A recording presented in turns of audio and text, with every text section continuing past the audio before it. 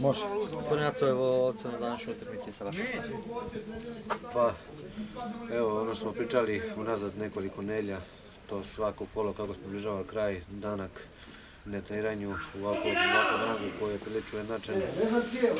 Kako se dešava, imali smo utakmicu u Žukama, što se kaže, povedli smo 1-0 i to sa igračem manje na terenu zbog povrede jednog od igrača.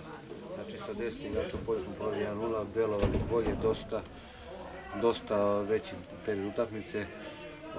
Onda smo imali jedan kiks mladog Pejakovića kome je za oprostiti jer imao iza sebe dosta dobru sezonu i to je bilo i za očekivati. Onda smo imali situaciju da promašimo 11-terac kod 1-1 i imamo situaciju da iz jednog očiglednog kiksa ispucavanja jednog iskusnog igrača kakav je Gatarić na sedmog gola na 20 metra od gola primio taj drugi gol.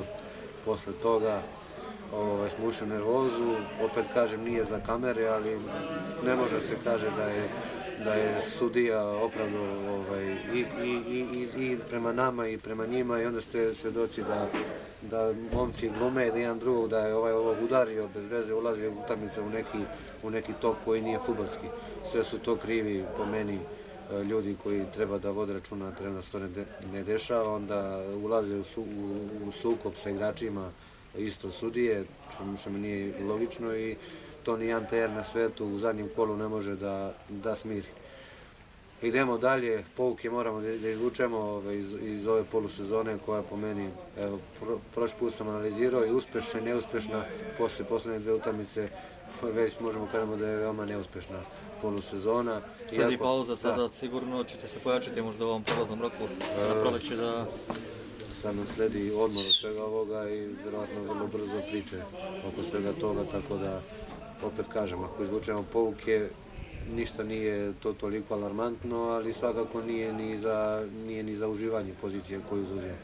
Ali bi pozdravili ovom putem i ljudi iz kluba, recimo predsjednika i tu celu upravu, da nastave da vas podržavaju u prolećnom delu prvenstva? Pa normalno, znači klub mora da...